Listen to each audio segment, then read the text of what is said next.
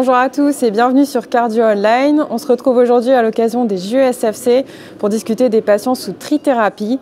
Donc, je suis Oriane Weissman, interne de cardiologie à Nancy et je discute aujourd'hui avec Florence Leclerc qui est cardiologue interventionnelle à Montpellier. Bonjour Florence. Bonjour Oriane. Donc un petit mot de contexte déjà pour commencer. Alors, qui sont ces patients sous trithérapie antithrombotique ?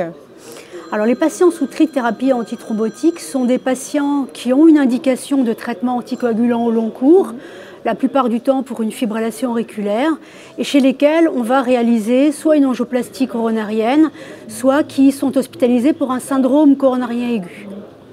Donc chez ces patients, il faut envisager l'association de deux thérapeutiques, antiagrégantes plaquettaires et anticoagulants. Et parmi ces patients, est-ce qu'on peut identifier des sous-populations spécifiques selon leur profil de risque à chacun ?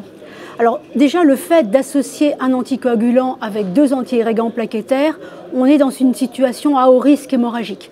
Toutes les études l'ont montré, quand on associe ces trois molécules entre elles, on va doubler le risque hémorragique comparé à une seule molécule.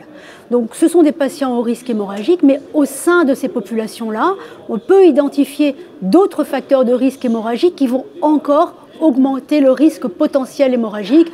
Par exemple, le fait de prendre des anti-inflammatoires, le fait d'être âgé, le fait d'avoir une insuffisance rénale, une pathologie hépatique, tout cela va encore augmenter le risque hémorragique. Et donc chez ces patients sous trithérapie, quelle est la stratégie standard recommandée ?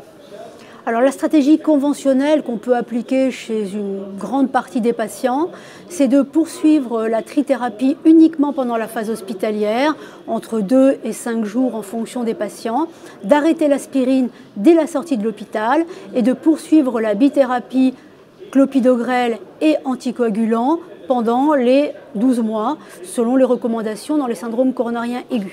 Et chez les patients à haut risque ischémique, du coup, comment faire pour optimiser cette durée de trithérapie ?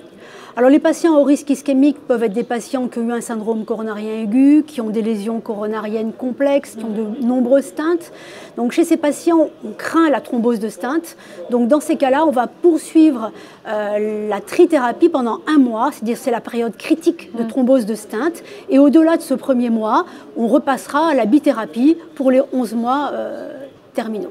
Et chez les malades à haut risque hémorragique, au contraire, comment faire encore mieux ? Alors chez les patients à haut risque hémorragique, c'est-à-dire qu'en plus du traitement anticoagulant, ils ont d'autres facteurs de risque hémorragique, par exemple une insuffisance rénale, un âge avancé, eh bien à ce moment-là, on va réduire au maximum la durée de la trithérapie pendant la phase hospitalière.